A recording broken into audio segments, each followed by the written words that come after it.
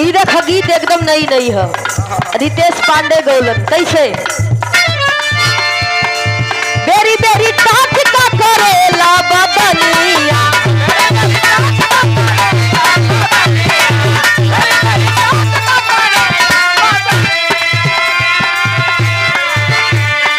लड़किया कहतिया है हम नाचे आइल है और तोहर पत्नी ना है। हाँ कहे का कहे बेरी बेरी टाट का करेला बदनिया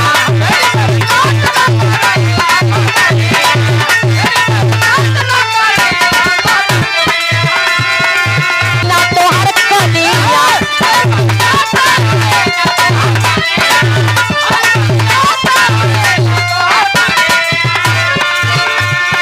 अरे पिस्टल देखा के तू जनी ऐठा जाई स्टेज से हट के बैठा तू रही से दिहल कर बबुआई ना कहे सुना सटे के कोशिश मत करिया कहे तू रही से दिहल कर बबुआई ना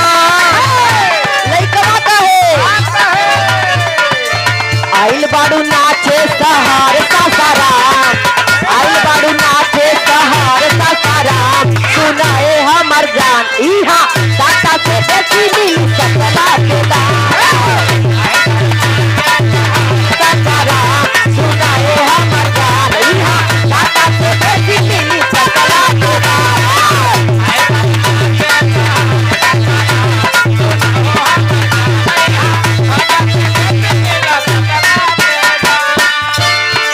एक बतिया और कहे है खबरदार काहे छेड़ा तार हो पाही में घेरा तार हो काहे छेड़ा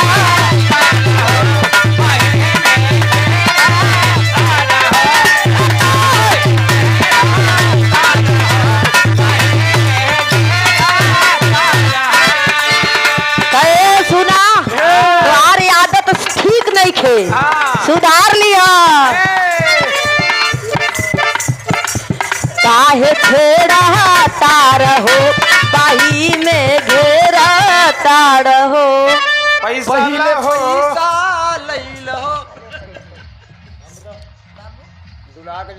अरे ओहो जिसके आगे जी और जिसके पीछे जी बिचवई में जा और दूल्हे राजा के जीजा जी नमो आपका कमला शंकर यादव क्या बात है देखा जैसा नाम बा वैसा काम नहीं बा अब शुरुआत है ना अच्छा आज तो बाजार बा हाँ देखा ये दिन बार बार न आए बा आप सम्मानित बाबूजी कमला शंकर यादव आपके ओर से शानदार 100 रुपए से नवाजा गया पलगी प्रणाम है लड़की का है काहे छेड़ा तार हो पाही में घेरा तार हो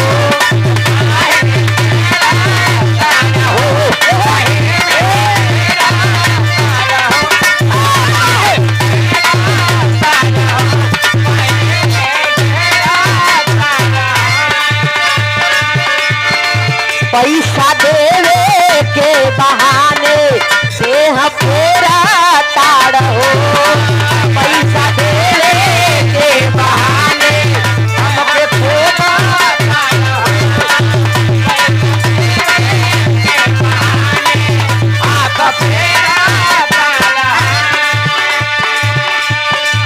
काहे छेड़ा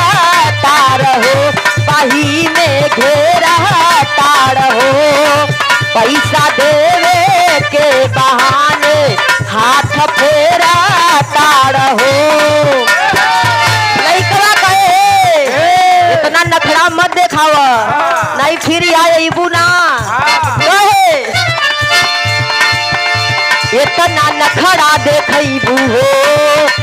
फिर रोहताक में ना जइबू हो फिर रोहताक में ना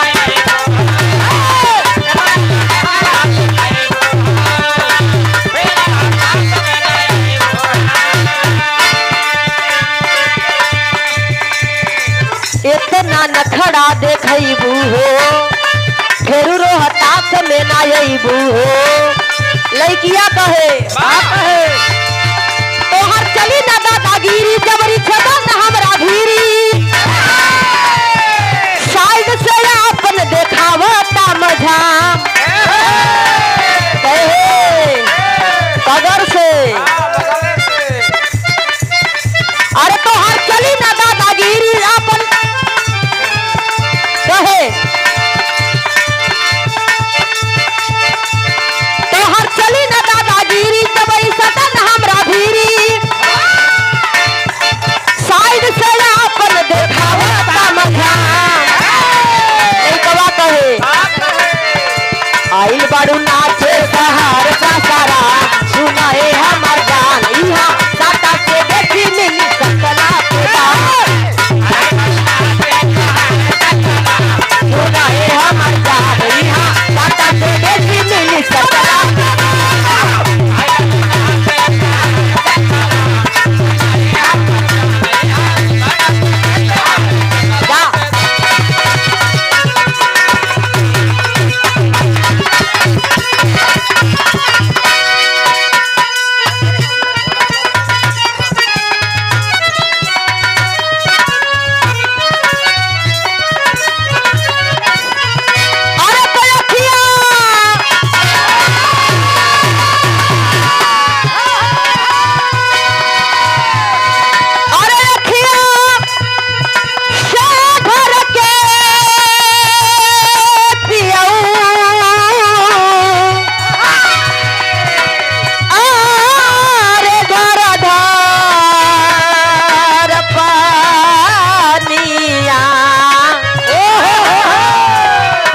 दुल्हन के सैया परदेश हुआ